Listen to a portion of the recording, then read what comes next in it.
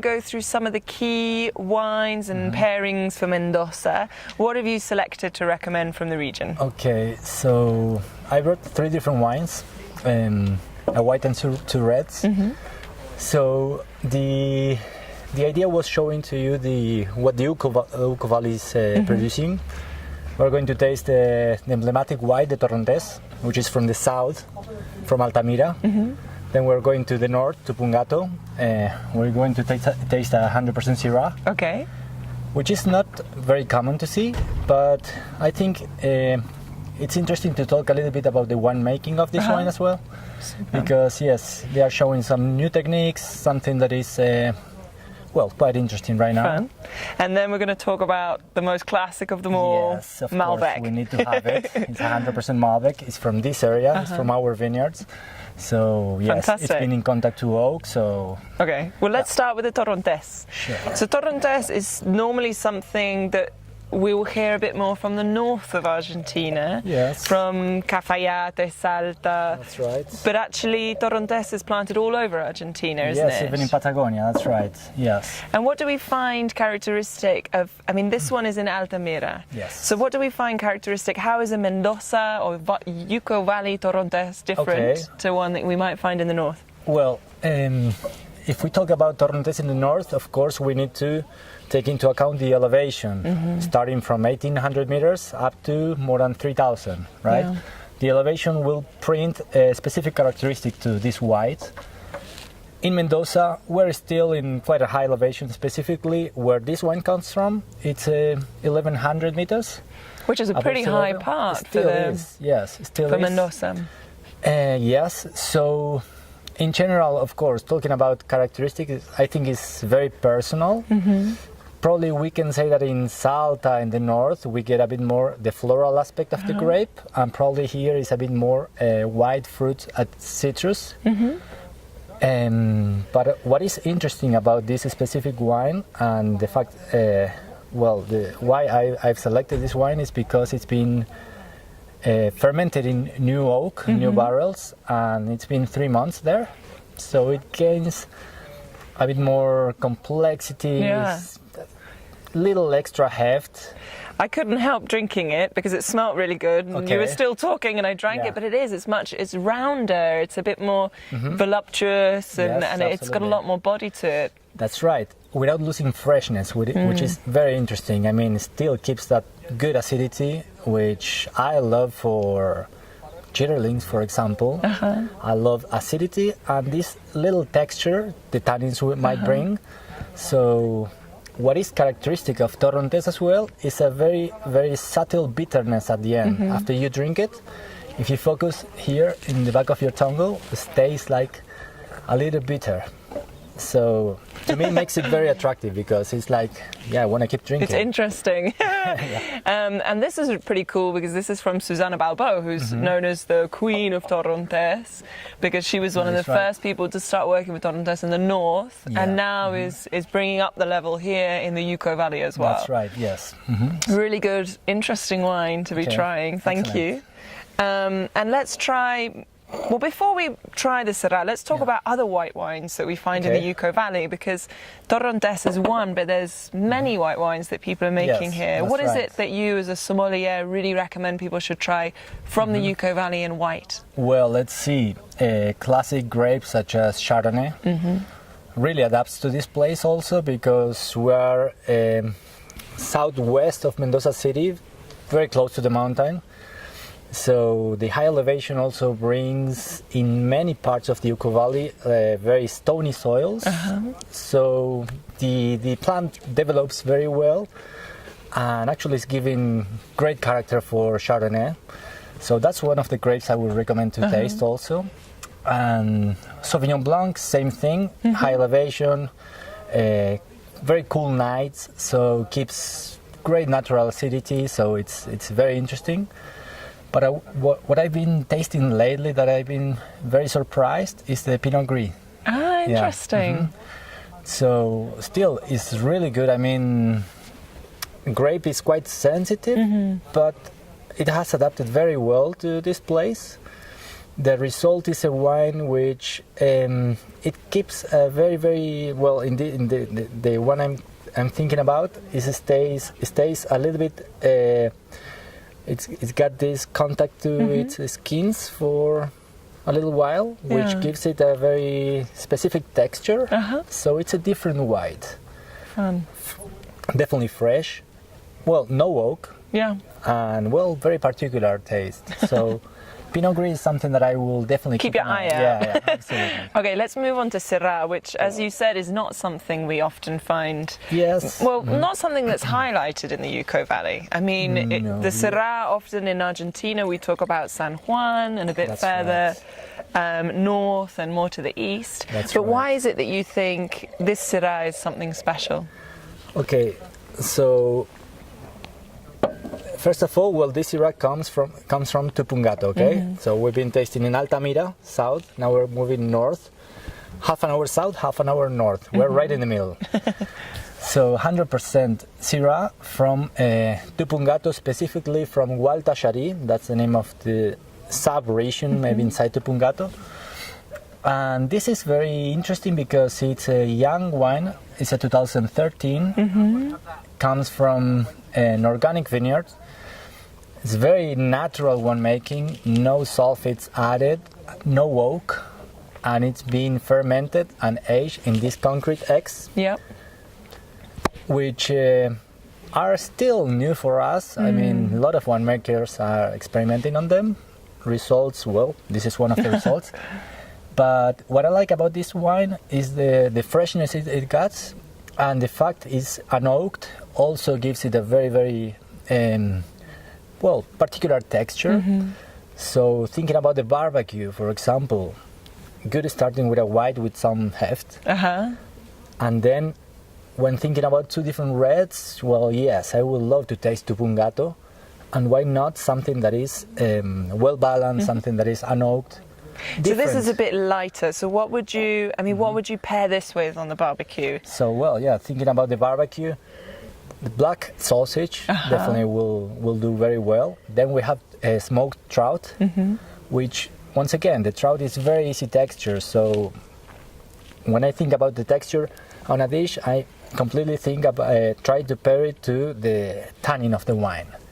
So having no oak, and we expect something that is a bit more velvety, more easy drinking. I was going to say that it's quite silky, this wine. Absolutely. So that's the kind of texture I will look for. Trout, for example, smoked trout, which, yes, is easy flavors. So I will look for something similar in the wine. To walk with it.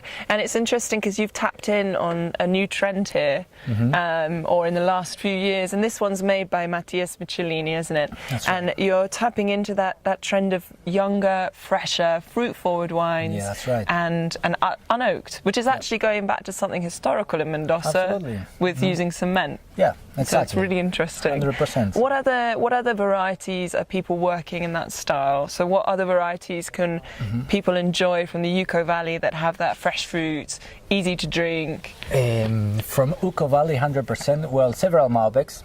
From Malbec, you can find pretty much everything. So yes, several of those.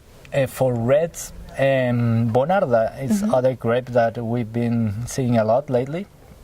Bonarda is, first of all, it's very rich in color, so it's very, very deep, quite aromatic, fresh fruits, flowers, why not? And finally, it's low in content in tannins, which means very easy drinking. So easy texture, absolutely very attractive. Excellent. Well, we can say that also what we are focusing a lot is in the Cabernet Franc. Different characteristics in the grape if we compare it to Bonarda. But yeah, once again, trying on the eggs, trying on the concrete vats, trying on, well, bigger barrels. So, I mean, it's very interesting time for Uco Valley, for Mendoza, and for Argentina, absolutely. So exciting stuff. Yeah. And now on to our last wine, and definitely the most emblematic that we're going to be trying. So this is your Malbec from Casa de Uco. From Casa de Uco, yes, 100% Malbec. And this is from right here in the middle, as you said. So we're kind of in the middle of the valley. What is this region particularly called? Okay, so we are in Tunushan. And specifically, we're in a district called Los Chacaches, and 1,300 meters elevation. And we're studying soils. We are following our young vines very closely. So, well, we have a great team. We're working with geologist Pedro Parra, winemaker Alberto Antonini. So, our main concept and philosophy is to make natural wines that can represent this place. In order to do that, well, we need to know this place, so that's why we've been into studying our soils specifically to know what's in there and to see how the plant reacts, to see how we will irrigate them. And well, this 2013 takes it's our second harvest. Comes from a part of the vineyard where in the soils we've found very high content of stones, with also this calcium mineral, which it's very particular because calcium, you find it on the rocks. Yeah, you know, is that a nice layer of calcium. That's right. Yes, completely. Retains water, so roots will attach to the rocks with this calcium, and the plant will react absolutely different. And so how do we find that in the wine? I mean, how do you describe it in terms of texture, flavour? What are the profiles that people expect from tasting this wine from here? Okay, great. So we've been experimenting with different parts of the vineyard with different type of soils. What we can say on our experience is that those vineyards having less calcium, less stones, are like more the typical Malbec. I'm talking about that plummy, violet, fresh fruit, high elevation Malbec. Easy texture, good acidity, very attractive. But those ones having more stones, more calcium, are showing a completely different profile.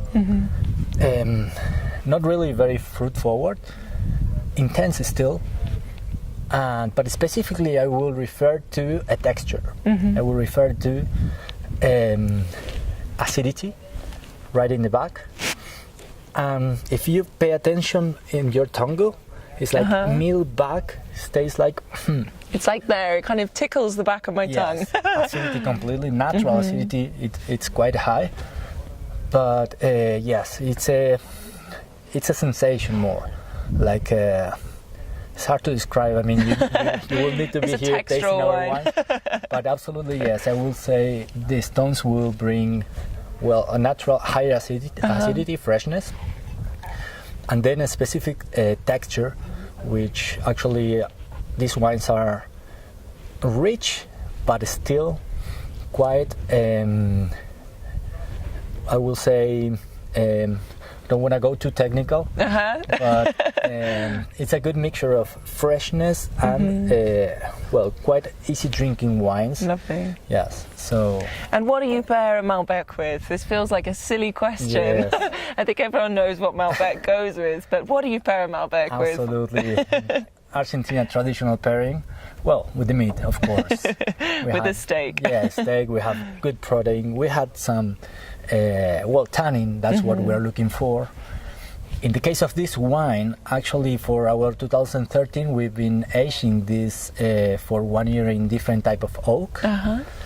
And then we blended after 1 year, and the final result is only 20% of this wine is been in contact to new oak, and the rest second and third use. So in this case specifically, yes, we find the complexity of the oak. We have an extra texture also, which completely will help with the meat. Super. So yeah, delicious. And if you're going to pick something else to go, what other meats can we pair with Malbec outside of your classic steak? Yeah. What other meats go well? Other meats, well... Or other dishes? Other dishes, well, then I will think about pastas. Mm-hmm. For Malbec, we have such a great diversity today.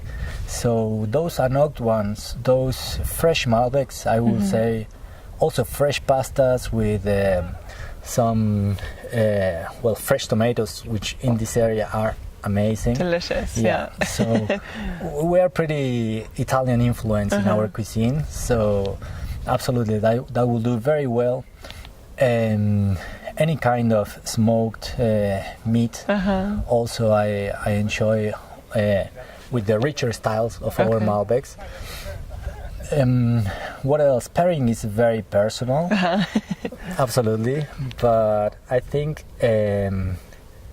if we are using products from the garden here, local products, and then you pair it to local wine from these vineyards, that will you can't go wrong. Do well. Yeah. Wonderful. Thank you very much for sharing your pairings with us. You're welcome. It's a pleasure. Cheers. Cheers. Salud.